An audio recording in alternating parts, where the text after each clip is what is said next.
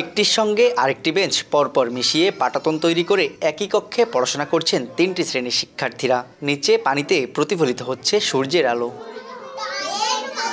এটি একটি সরকারি প্রাথমিক বিদ্যালয়। গেল 5 মাস ধরে এমন চিত্র বিদ্যালয়টির, যেখানে শিক্ষার্থীদের আসতে হয় বেঞ্চের উপর দিয়ে হেঁটে, শ্রেণীকক্ষে প্রবেশ করতে হয় খালি পায়ে। পানিতে ভাসতে দেখা যায় তাদের স্যান্ডেলগুলো। নড়বড়ে বেঞ্চ পার হতে যেয়ে পড়ে যাওয়ার ঘটনাও নিত্যদিন ঘটে।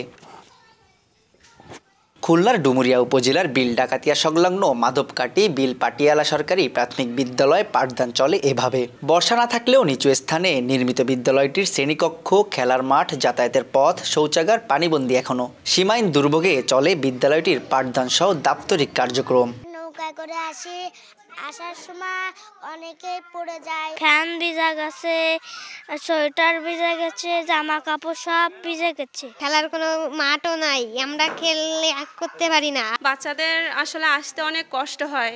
ওরা বেশিরভাগই ওদের মারা আগায় দিয়ে যায়।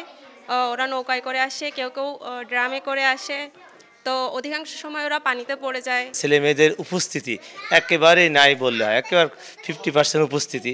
বিভিন্ন সময় সমস্যা নিরসনের আবেদন করেও লাভ হয়নি জানিয়ে বিদ্যালয়টির প্রধান শিক্ষক বলছেন, পরিস্থিতির উন্নতি না হয় নিয়মিত বাড়ছে ঝরে পড়া শিক্ষার্থীর সংখ্যা। যদি একটা স্কুল করা হয়, সাইক্লোন সেন্টার, উপরে দোতলা থাকবে, আমি ক্লাস করতে পারলাম এবং উপরে এই ছেলেমেয়েরা আমি ক্লাস করলাম, আর আমার এই ছেলেমেয়েরা অভিভাবকরা নিচে এসে যদি আশ্রয় নেয়, তাহলে ওইখানে আশ্রয় নিয়ে থাকতে পারলো, তারা পড়াশোনা করতে পারবে। কয়েক বছর আগে শতাধিক শিক্ষার্থী থাকলেও বর্তমানে বিদ্যালয়টিতে শিক্ষার্থীর সংখ্যা 55 আর শিক্ষক রয়েছেন 5 জন। 2 শিফটে সকাল 9টা থেকে বিকেল 4টা পর্যন্ত চলে শ্রেণী কার্যক্রম।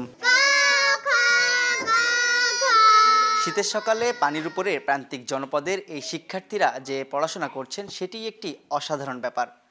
তবে এমন পরিবেশ শিক্ষার্থীদের সার্বিক বিকাশে মারাত্মক নেতিবাচক প্রভাব ফেলছে বলছেন শিক্ষকরা। রাষ্ট্রের কাছে তাদের একমাত্র দাবি একটি উঁচু ভবন।